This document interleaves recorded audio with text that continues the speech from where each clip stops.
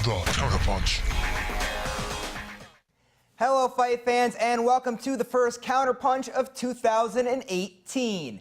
In today's segment, we head to NEPA MMA to talk to two local mixed martial artists that are about to step inside the cage at PA Cage Fight 30 on February 10th at the Woodlands in Wilkes-Barre. If you head to NEPA MMA in Larksville, you'll see all different age groups learning different forms of mixed martial arts. You'll also see Malek Mahmoud training quite frequently. Mahmoud is a talented up-and-coming bantamweight prospect in MMA who has always had a love for anything that involved contact. Me and my brother was very competitive back in the day. Always competed with everything, like football. We always loved football. Always like contact sports, crazy.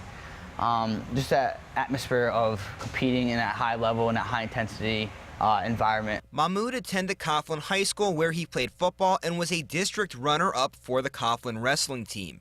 Mahmoud was offered scholarships to wrestle in college, but since it wasn't at the Division I level, he wasn't interested. So after high school, he served the country as a member of the Marines. I pursued military, and when I went in Marines, they taught me a lot of discipline, taught me a lot of crazy stuff that definitely would benefit me in the future with anything I do. It doesn't matter if it's like MMA, any sort of businesses I would get into later on.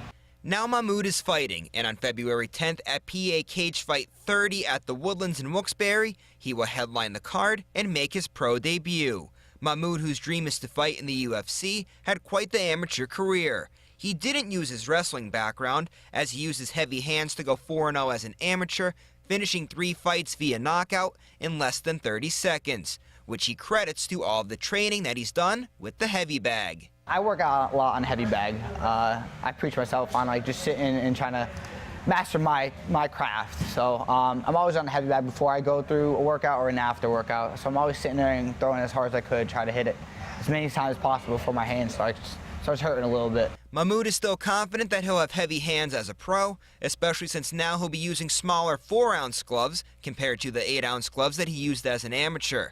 Mix that in with the strong ground game from his wrestling background, and you have a solid fighter.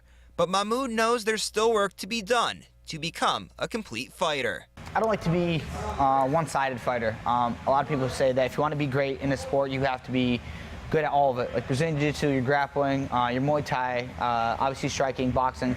But there's a lot of things that I need to work on and work hard at. The stage is set for Mahmoud, but when he heads to the Woodlands looking to win his pro debut, he won't be going there alone. There will be another member of the NEPA MMA team fighting on February 10th, and it just so happens to be the gym's owner. Kyle Reed shows up every day to NEPA MMA not just to train, but to work. And I mean literally work, as he owns the gym. Reed has had his hands full over the past few months trying to make sure that the gym is running smoothly, while also preparing for his second amateur fight in the lightweight division. It's crazy because I got to get over one side of the gym training, and the other side of the room I got to be teaching classes and growing the business and trying to make sure I can make money so I can do what I want to do on a day-to-day basis. But my guys over here, they're really accepting of, they understand that, so they know I got to bounce back and forth from side to side, and as soon as I can get over here, they give me my rounds in, they get my training in. Reed definitely has an interesting life trying to balance those two tasks, but that's not as interesting as his nickname Snowflake, which he got from trying to cut weight to 145 pounds. My coach suggested me to do an alkaline bath, so I got so dehydrated and so physically run down. One eye went lazy. It was just a terrible experience, but they called me Snowflake because I was just so pale, fragile, and was just non-existent, really. Snowflake lost his first amateur bout, but he's ready to go for his second fight. In his loss, Reed got taken down and was eventually submitted. But he's confident going forward as he's learned from his loss, and his teammates have been helping him every day. With guys like Frankie and Malek over here, you got Coach Matt, you got Jimmy and Chris. They're all high-level wrestlers, jiu-jitsu guys, so they're putting me in bad positions. They're making me scramble. They're making me learn. They're making me work from every angle that I don't feel like any guy that comes into that ring is going to be able to put that pressure that they do on me every day inside the gym. Reed's background is in karate, and in his first fight, he was very successful in his stand-up game. And while he believes he can win his February 10th fight from anywhere, The game plan is to still use his karate background to get the W. For me to get the win is just going to be smart and follow the game plan that Chris, Jimmy, and Matt put into play. Stay on my feet, stay standing, and keep it where I feel comfortable, and don't take myself out of my comfort zone. Comfort zone is staying on my feet, so no matter what it needs to do to stay on my feet, I want to stay standing the entire time.